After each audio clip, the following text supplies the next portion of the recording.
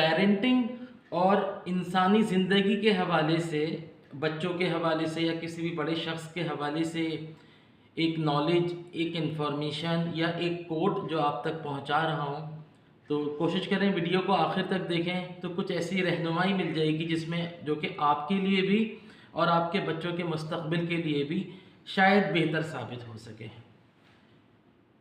مولانا رومی صاحب سے ایک شخص نے پوچھا کہ زندگی کا اصل زہر کیا ہے؟ تو انہوں نے کہا کہ کسی بھی چیز کی زیادتی جو ہے وہ اصل زہر ہے، چاہے وہ محبت کی زیادتی ہو، چاہے وہ دولت کی زیادتی ہو، چاہے وہ کسی چیز کو حاصل کرنے کی زیادتی ہو۔ تو انہوں نے جس طرف اشارہ کیا اس میں یہ تھا کہ اگر پیرنٹنگ کے اعتبار سے سوچ رہے ہیں اور آپ اپنے بچوں کو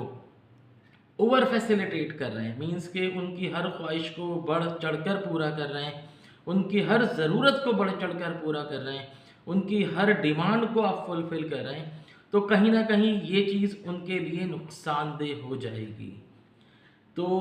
چاہے دولت کی زیادتی ہو، چاہے محبت کی زیادتی ہو، چاہے طاقت کی زیادتی ہو، وہ انسان کو تھوڑا سا آنکھوں کے گرد نا تھوڑے سے پردے لے آتی ہے، وہ چیزیں سمجھ نہیں پاتا، کیونکہ اس کو ایک عادت ہو جاتی ہے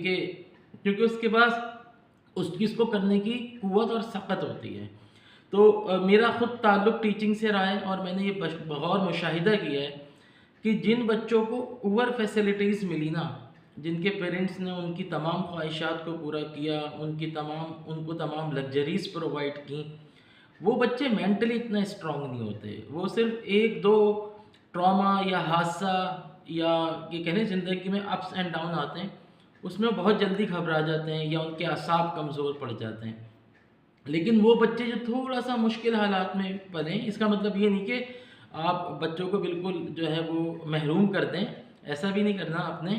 آپ نے ان کی خواہشات کو پورا کرنا ہے، لیکن آپ کو یہ پتہ ہونا چاہیے کہ کتنی کرنی ہے اور کب کرنی ہے۔ تو بس یہ مسٹیک نہیں کرنی بچوں کے حوالے سے، اور یہی بات آپ کے حوالے سے بھی ہے کہ اگر آپ کے پاس اللہ نے دولت زیادہ دی ہے تو کوشش کریں اس کا زیادہ دکھاوا نہیں کریں، اس کو بے جا اسراف خرچ نہ کریں۔ دیکھیں لوگوں کو خوش کرنے کے لیے آپ شاید خرچ کر دیں گے، لیکن وہ چیز آہستہ آہستہ آپ کے لیے زہر کا کام اس طرح کرے گی، کیونکہ جب آپ کو عادت ہو جائے گی نا اس لیول کی چیزیں لینے کا یا اس لیول کی چیزوں کو مینٹین کرنے کی،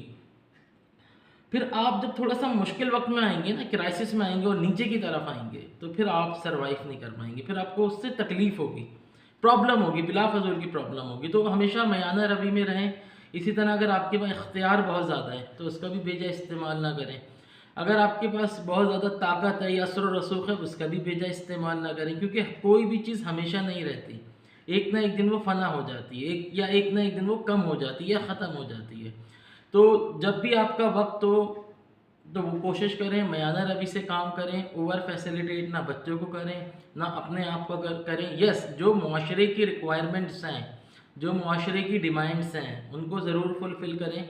اور بار بار اس بارے میں سوچتے رہیں، سیلف انالیسس کرتے رہیں کہ کہیں ہم تجاوز تو نہیں کر رہے۔